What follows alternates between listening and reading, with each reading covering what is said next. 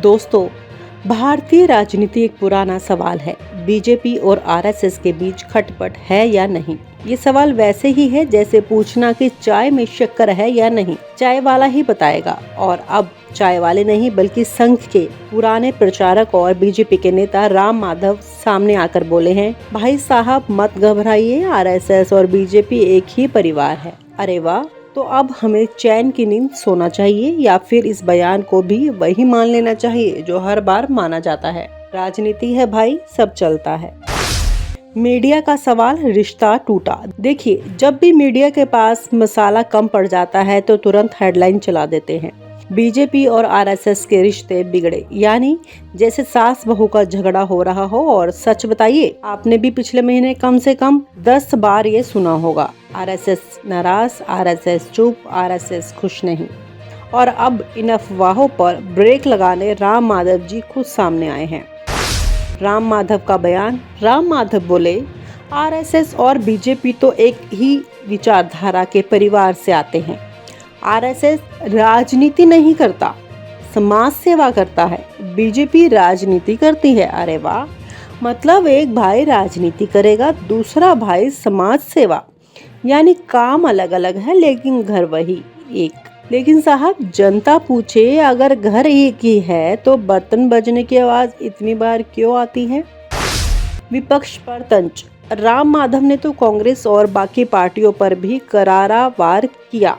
बोले, आरएसएस का विरोध तो केवल राजनीतिक कारणों से किया जाता है। बिल्कुल सही कहा उन्होंने। आजकल विरोध की भी पॉलिटिकल इन्वेस्टमेंट जैसा हो गया है। थोड़ा संघ को गाली दो, थोड़ा मोदी को टारगेट करो और समझ लो कि मीडिया में 2 दिन फ्री का टीआरपी मिल जाएगा। भाई वाह! मुफ्त का प्रचार किसे बुरा लगता है?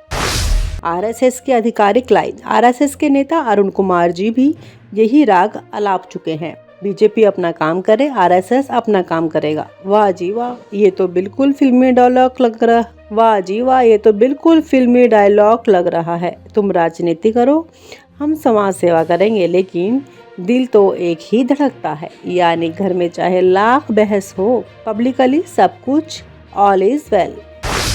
इतिहास का ताना। अब जरा याद करिए, 1925 में आरएसएस चल रहा है।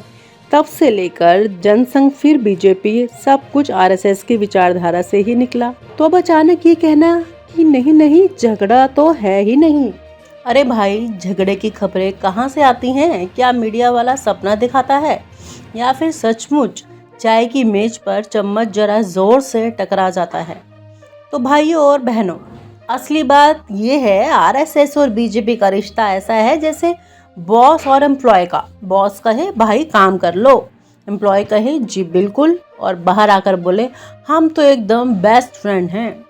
राम माधव ने जो बोला वो बीजेपी और आरएसएस दोनों के लिए पब्लिक मैसेज है। टेंशन मत लो, परिवार एकजुट है, लेकिन राजनीति में असलियत वही है जो अगले चुनाव की रैली बताएगी। तो दोस्तों, अब जब भी आप सुने कि आरएसएस और बीजेपी के बीच मतभेद है तो याद रखिए, राम माधव ने साफ कह दिया है, कोई मतभेद नहीं है, अब राजनीति का खेल है। अब असली खेल कब और कहां खुलता है वो आपको चुनावी नतीजे बताएंगे। फिलहाल तो चैन की सांस लीजिए और सोचिए, क्या कभी बीजेपी और आरएसएस का सच पूरी तरह सामने आएगा या ये कहानी भी घर घर की सीरियल की तरह अंतहीन? साथियों, मैंने एक संकल्प लिया है, मुझे आपके आशीर्वाद चाहिए, कोटि कोटि देशवासियों के आशीर्वाद चाहिए। क्योंकि समृद्धि कितनी ही क्यों न हो, अगर सुरक्षा के प्रति उदासीनता बरतते हैं तो समृद्धि भी किसी काम की नहीं रहती। और इसलिए सुरक्षा का महत्व बहुत बड़ा है। और इसलिए मैं आज लाल किले की प्राचीर से कह रहा हूं, आने वाले 10 साल में 2035 तक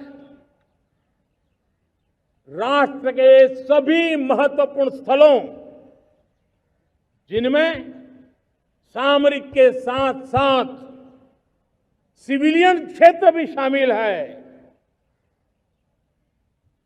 जैसे अस्पताल हो,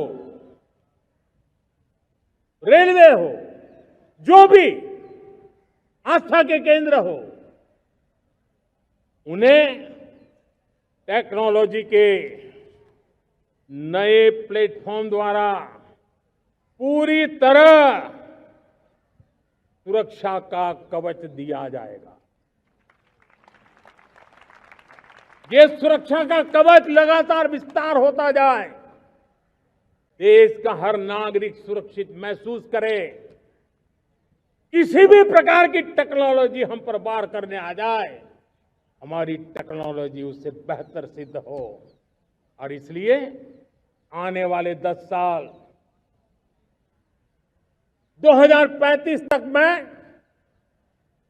ये राष्ट्रीय सुरक्षा कवच का विस्तार करना चाहता हूं, मजबूती देना चाहता हूं, आधुनिक बनाना चाहता हूं। आज मैं बहुत गर्व के साथ एक बात का जिक्र करना चाहता हूं। आज से 100 साल पहले एक संगठन का जन्म हुआ, राष्ट्रीय स्वयंसेवक संघ। 100 साल की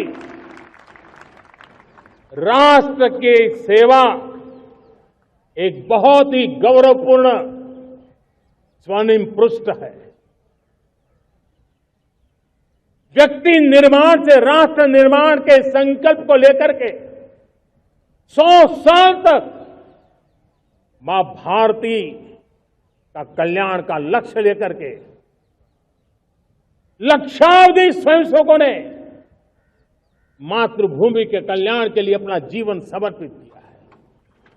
सेवा, समर्पण, संगठन और अप्रतिम अनुशासन, ये जिसकी पहचान रही है, ऐसा राष्ट्रीय स्वयंसेवक संघ दुनिया का ये सबसे बड़ा एनजीओ है। एक प्रकार से 100 साल का उसका समर्पण का इतिहास है। आज लाल किले की प्राचीर से 100 साल की इस राष्ट्र सेवा की यात्रा में योगदान करने वाले सभी स्वयंसेवकों को आदरपूर्वक स्मरण करता हूं और देश गर्व करता है राष्ट्रीय स्वयंसेवक संघ की इस 100 साल की भव्य समर्पित यात्रा को, और हमें प्रेरणा देता रहेगा। मेरे प्यारे देशवासियों, हम समृद्धि की ओर जा रहे हैं। तंत्र का में स्व है और तंत्र है। स्व के आधार पर तंत्र चलता है तब स्वतंत्रता आती है। भारत एक वैशिष्ट्यपूर्ण देश है। वो दुनिया में सुख शांति लाने के लिए जीता है, दुनिया को धर्म देने के लिए जीता है। इसलिए हमारे राष्ट्र ध्वज पर केंद्र में धर्मचक्र है।